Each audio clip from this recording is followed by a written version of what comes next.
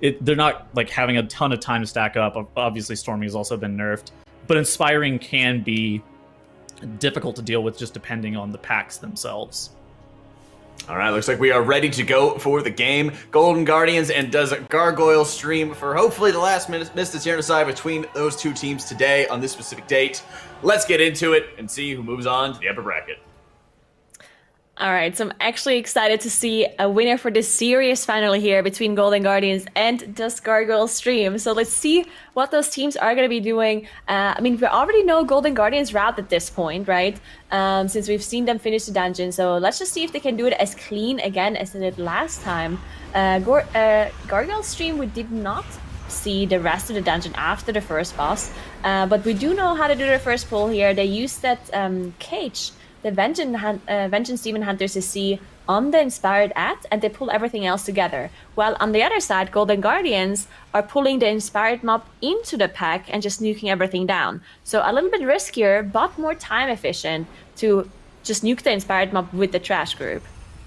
Yeah, and I mean, the Harvester definitely also does a cast that will heal itself, so you need to make sure that you have ample amounts of kicks to be able to deal with it. Like that Harvest Essence right there, they saw a Gargoyle ending up kicking.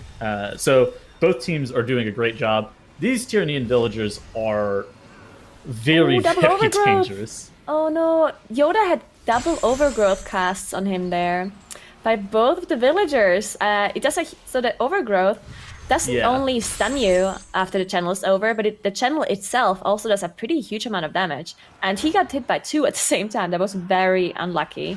And he just went down, didn't manage to out-heal this one. But thankfully, the rest is right there, so he just released and came back to the group. Yeah, you do also see that they blew like a bunch of their Nelf racials, trying to make sure that they are able to cancel the cast of the Overgrowth onto them. And that seems pretty reasonable because like they're not going to need to Night Elf anything else. JB now doing this mind control tech that we saw earlier, mind controlling that ad, allowing a bunch of the mobs to just melee it, and then the rest of the group will jump in, leap in, kill that Soul Reaver off whenever it is low, and then that allows them to continue to kick these Harvesters because they do have that Harvest Essence cast that we were talking about earlier. Whereas on the side of Dusk Gargoyle stream, they are caging their Inspired mob, so they're able to continue to deal with the Harvest Essence casts just as they go. Yep, and it looks like Gargoyle stream is a little bit faster this time around because of the issue that Golden Guardians had with finishing off those 2 villagers. They actually just lost a little bit of time compared to previous runs where they were actually faster compared to Gargoyle stream. So a little bit of a time difference here in favor of the Gargoyles. They are now fighting the Pride mob with that Soul Cleaver. So the Inspired mob that they had CC'd earlier is now being fought with the Inspired mob at the same time, with the Pride mob, sorry. And Golden Guardians, they used to pull the Pride mob on top of the boss, but looks like they're not doing it that time. So they're just playing it a little bit more safe or just waiting up until they can pull it. Looks like they're just soloing it this time. Huh. I assumed that they were going to be waiting for CDs. Okay, so they're waiting for something. There we go, yeah. I wonder what they were waiting for. Yeah, I don't know either.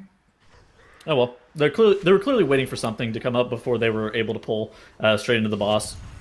Now they do down that Pride relatively quickly. They're going to be hitting Droman. Both teams going to be hitting Droman, and then once Droman does die, they start to channel on top of Ingram Malok, making Ingram Malok take, I think it's 100% increased damage, and that's also amplified by the Pride buff. So you're able to burn Ingra really, really low. I think we've seen teams get Ingra on the side of Golden Guardians get it to about 25-ish%, and on the side of Gargoyle stream, it's about 50.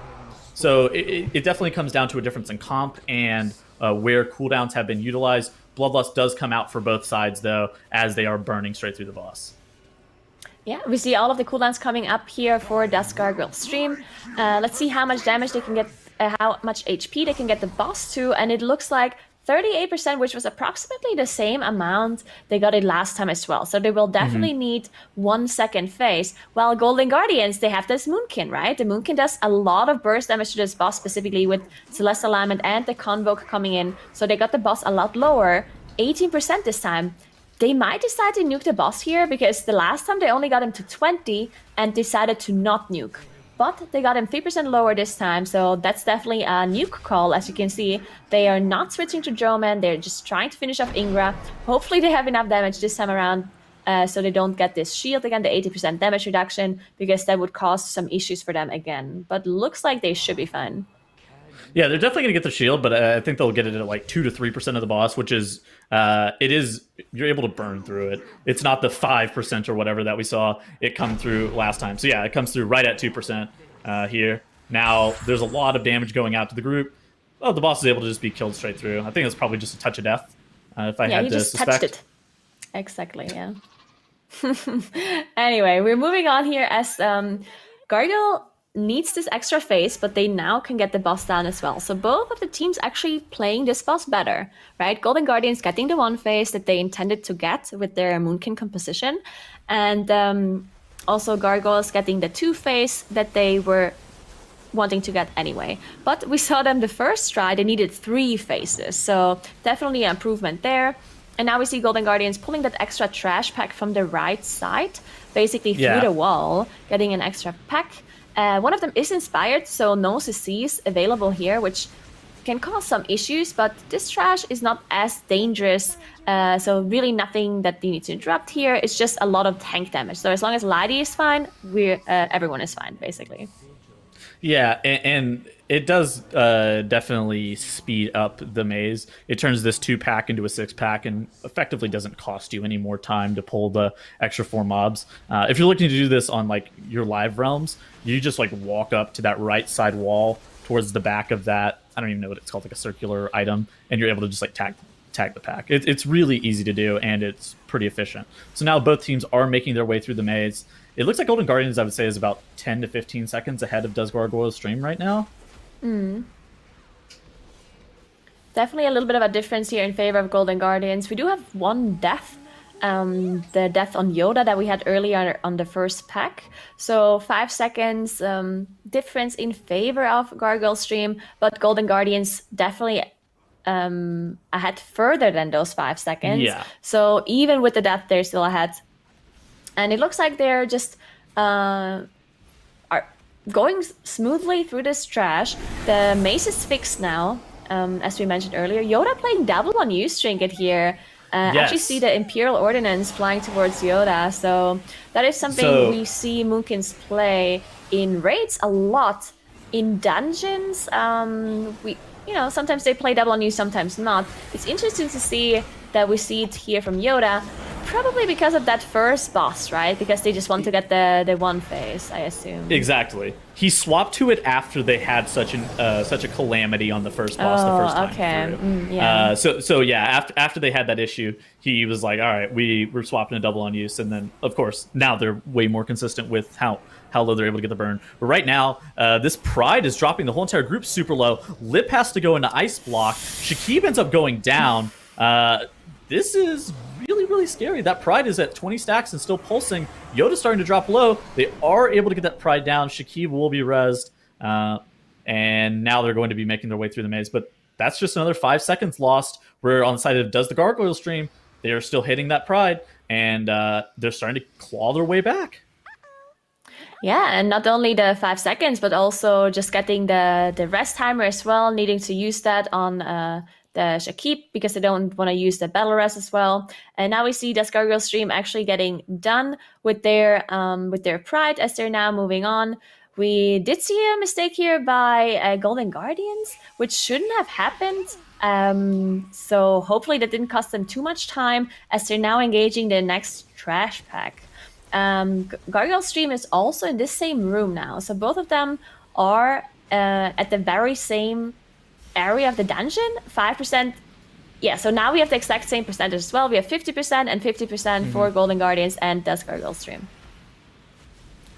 Yep, Golden Guardians does end up downing that trash pack, having to walk straight through those tornadoes. It looks like I think they probably only have 1 more pack of trash before they end up dealing with Mistcaller.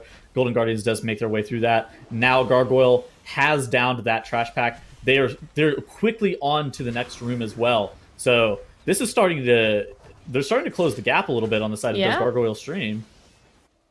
Definitely. I mean, you can see they're at the same percentage now. a little bit about the difference between the classes, right? We have the Moonkin Yeah. on Golden Guardian side, which enables you to get this one phase on the first boss, which saves you a lot of time. But for trash, overall, the Hunter is probably better, right? Specifically. So it's not as big of a difference, I would probably say, depending on how fast the trash dies. Usually, Moonkin can keep up with Hunter damage on like fortified high keys, but this is Yeah. tyrannical, and the mobs die really quickly, and Moonkins just don't have as much burst AoE damage as like a Hunter has. So I think that's a little bit of an advantage for the Hunter comp compared to the Moonkins.